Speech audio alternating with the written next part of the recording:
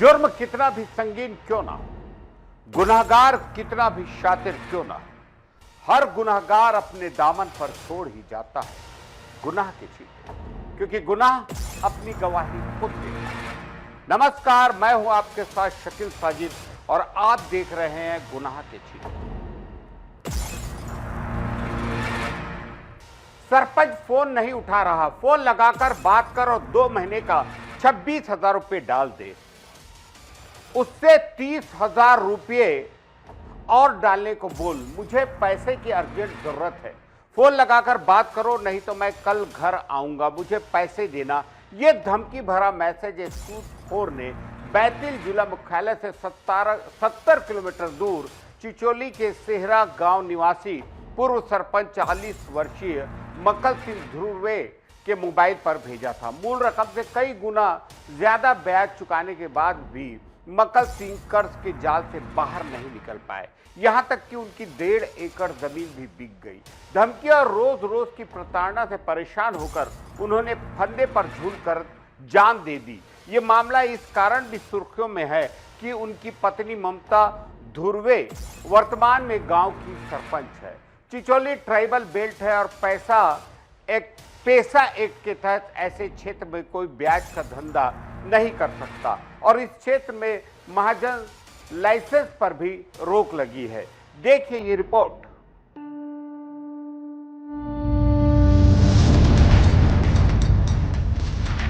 सेहरा निवासी मक्कल सिंह ध्रुवे बीते 14 अक्टूबर को घर में नायलॉन की रस्सी का फंदा लगाकर झूल गया था। मक्कल सिंह ने यह आत्मघाती कदम दिन के 10 से 11 बजे के बीच उठाया था, तब घर में कोई नहीं था। उसके दोनों बच्चे गौरी और अरुण स्कूल गए थे। गौरी 9वीं में तो अरुण 8वीं में चिचोली में पढ़ते हैं। पत्नी ममता अपनी सास भगवती बाई के साथ खेत में काम कर रही थी। मक्कल ने गांव से 800 मीटर दूर खेत में अपना घर बना रखा है। आसपास 2-3 और मकान बने हैं। सरपंच पत्नी ममता ध्रुवे बताती हैं कि वह सास के साथ 11 बजे के लगभग खेत से काम करके लौटी तो पति की बाइक घर के पास दिखी। अक्सर वे 10 बजे घर से निकल जाते थे। दरवाजा बंद था। चप्पल बाहर देखकर आवाज लगाई लेकिन कोई जवाब नहीं मिला। काफी आवाज देने के बाद दरवाजे को धक्का देकर अंदर गई तो पति फंदे से लटके मिले। ममता की सूचना पर आसपास के लोग पहुंचे। इसके बाद मौके पर चिचोली पुलिस भी आई। पुलिस को मक्कल सिंह के पास से एक सुसाइड नोट मिला। मक्कल सिंह ने इस सुसाइड नोट में 3 लोगों मलाजपुर निवासी हरीश यादव, चिचोली निवासी पप्पू जायसवाल और चिचोली के ही बिट्टू यादव के नाम लिखे थे। मक्कल सिंह ने सुसाइड नोट में लिखा है, हरीश यादव को सूद सहित पैसे देने के बाद भी उसने 1.5 लाख रुपए और बकाया निकाल दिया। मुझे बहुत परेशान कर रहा है। हरीश यादव ने ब्याज और पैसे के एवज में 1.20 एकड़ जमीन भी बिकवा दी है। अब और पैसे देने की हालत नहीं है, इस कारण सुसाइड कर रहा हूँ। मक्कल ने सुसाइड नोट में पप्पू जायसवाल पर भी प्रताड़ित करने का आरोप लगाया है। पप्पू को उसने कर्ज के रुपए ब्याज सहित चुका दिए थे। इसके बावजूद उसने ब्याज सहित 1.20 लाख रुपए और बकाया निकाल दिया। उसको सलीम खान से 1,10,000 रुपए लेने थे जो वह नहीं लौटा रहा है। इसी कारण वह गिट्टी वाले को भी पैसा नहीं दे पा रहा था। मक्कल की पत्नी ममता सिंह ध्रुवे का आरोप है कि मेरे पति को हरीश यादव कुछ समय से लगातार परेशान कर रहा था। वह हर 10 से 15 दिन में मेरे घर किसी गुर्गे के साथ आ धमकता था। मेरे पति को बहुत ही जलील करता था, फोन पर भी अपशब्द कहता था। मेरे पति ने परेशान होकर सुसाइड कर लिया। मेरे दोनों बच्चे छोटे हैं, अब मैं उन्हें कहां लेकर जाऊं? सूखदारों को पैसे देने के चक्कर में मेरे बच्चों की फीस तक पति नहीं भर पाए थे। स्कूल वाहन का भी कई महीने का बकाया हो गया है। उसने भी बच्चों को स्कूल ले जाने से मना कर दिया है। अब पति भी नहीं रहे तो मैं किसके सहारे बच्चों को पालूंगी? वहीं चिचोली थाना प्रभारी हरिओम पटेल ने दावा किया कि मक्कल सिंह ध्रुवे के सुसाइड नोट के आधार पर तीनों आरोपियों के खिलाफ FIR दर्ज की गई है। हरीश यादव और सलीम खान की गिरफ्तारी हो चुकी है। पप्पू जायसवाल की तलाशी जारी है। युवा आदिवासी विकास संगठन के जिला अध्यक्ष जितेंद्र सिंह ने दावा किया कि ट्राइबल एरिया में रोक के बावजूद सूदखोरी का धंधा चल रहा है। सूदखोर लोगों से 25 से 40% तक ब्याज वसूल कर रहे हैं। ब्याज के एवज में किसी की बाइक रख लेते हैं तो किसी से बैंक का ब्लैंक चेक रखवा लेते हैं। कई लोगों से कोरे स्टैंप पर हस्ताक्षर करवाने के अलावा उनकी जमीन के दस्तावेज भी रखवा लेते हैं। आरोपी हरीश यादव के पास कोई लाइसेंस नहीं है, वह बिना किसी प्रूफ के लोगों को पैसा बांटता है। देने के समय 5 से 10% बताता है, लेकिन वसूलता 20 से 25% है। चक्रवृद्धि ब्याज लगाकर लोगों को परेशान करता है। डीएन न्यूज़ प्लस के दर्शकों को समझाते हैं कि किस तरह कर्ज लेकर रुखदारों से परेशान होकर पीड़ित आत्महत्या कर जीवन लीला समाप्त कर रहे हैं। 4 अक्टूबर को कटनी के खिरहनी फाटक निवासी संजू पिता 11सी निषाद फंदे से झूल गया। वह मछली का कारोबार करता था। बेटे का दावा है कि उसके पिता ने 4 साल पहले भोका निषाद और बच्ची निषाद से कर्ज लिया था। वो ब्याज सहित ये कर्ज चुका देने के बावजूद प्रताड़ित करते थे। घर आकर धमकी देते थे, कहते थे गाड़ी उठा लेंगे, दुकान बंद करवा देंगे। सुसाइड से पहले भी उनके पिता को बार बार फोन कर रहे थे। संजू ने भी सुसाइड नोट में लिखा है, भोका निषाद से 50,000 रुपए उधार लिया था, ब्याज सहित 1 लाख रुपए वापस कर चुका हूँ, फिर भी मुझे फोन करके भोका धमकी देता है कि मछली का टपरा उठा लूंगा और दुकान भी नहीं लगाने दूंगा। बच्ची उर्फ राकेश निषाद से मैंने 10,000 रुपए लिए थे, ब्याज सहित 20,000 रुपए लौटा चुका हूँ।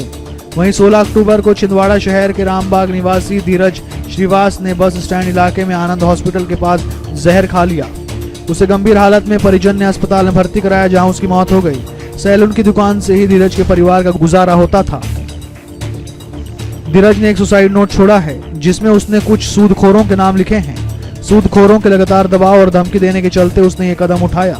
इससे पहले भी वह सूदखोरों की धमकी से परेशान होकर घर से गायब हो गया था। इसकी धर्म टेकड़ी चौकी में गुमशुदगी भी दर्ज की गई थी। हालांकि कुछ दिन बाद वह लौट आया था। 30 सितंबर को जबलपुर में घमापुर निवासी आदर्श राजपूत ने फंदा लगाकर आत्महत्या कर ली थी। उसने अपने बाएं हाथ पर 2 महिलाओं सहित 4 लोगों का नाम लिखा था। उसके पास एक सुसाइड नोट भी पुलिस ने बरामद किया था। परिवार का बड़ा बेटा आदर्श राजपूत कोरोना के बाद से ही शेयर मार्केट में पैसा लगा रहा था। इसके चलते उसने कुछ लोगों से 10 लाख रुपए कर्ज लिया था। इसके एवज में सूदखोर उससे 30 लाख रुपए से अधिक वसूल चुके थे। 28 अगस्त को भोपाल के छोला इलाके के शिवनगर निवासी प्रकाश द्विवेदी ने सीएम बंगले के पास जहर खा लिया। उसने इसका एक वीडियो बनाकर सोशल मीडिया पर अपलोड कर दिया। इस वीडियो में उसने बताया कि घर के पास रहने वाले अमन और संजीत चौहान ने उसे लेन देन के चलते बहुत मारा। उसने अमन अडवार के भाई आकाश अडवार से मार्च में 20,000 रुपए लिए थे। ब्याज के साथ उसने 45,000 रुपए लौटा दिए थे। इसके बावजूद वे 3.5 लाख रुपए और मांग रहे थे। इसका विरोध करने पर दोनों ने उसके साथ मारपीट की। इसी कारण वह सुसाइड करने जा रहा है। हालांकि ये वीडियो वायरल होने के बाद परिजन समय रहते पहुंच गए और उसे अस्पताल पहुंचाया, जहां डॉक्टर ने उसे बचा लिया। 10 अगस्त को इंदौर के कृष्णबाग कॉलोनी में निवासी राहुल ने जहर खाकर जान दे दी। MIG पुलिस के मुताबिक करोले, विक्की परमार और अजीत के खिलाफ सुसाइड नोट छोड़ा है। उसने अजीत के साथ मिलकर एक प्लॉट खरीदा था। इसके लिए उसने जीतू और विक्की से 15 लाख रुपए उधार लिए थे। आरोपी इसके एवज में हर महीने 20% ब्याज वसूल रहे थे। उसे लगातार धमकाते थे। वर्ष 2023 में संसद के शीतकालीन सत्र में कर्ज से पीड़ित परिवारों की संख्या के आंकड़े पर वित्त राज्य मंत्री पंकज चौधरी ने national sample survey office NSSO के 2012 और 2018 के सर्वे के आंकड़े दिए। बताया कि 2012 में देश के शहरी इलाकों में 22.4% परिवारों पर कर्ज था। 2018 में यह आंकड़ा 22.4% ही रहा, लेकिन ग्रामीण इलाकों में यह आंकड़ा 31% से बढ़कर 35% तक पहुंच गया।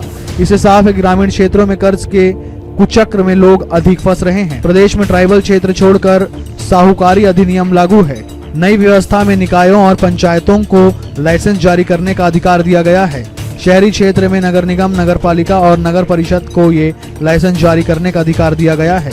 बिना लाइसेंस ब्याज से रुपए देना और वसूली के लिए किसी को प्रताड़ित करना गंभीर अपराध है। मामले में दोषियों को मध्य प्रदेश ऋण संरक्षण अधिनियम 1937 की धारा 4 के तहत ऋण वसूली के लिए उत्पीड़न पर 3 माह की सजा या 500 रुपए जुर्माना या दोनों सजा हो सकती है।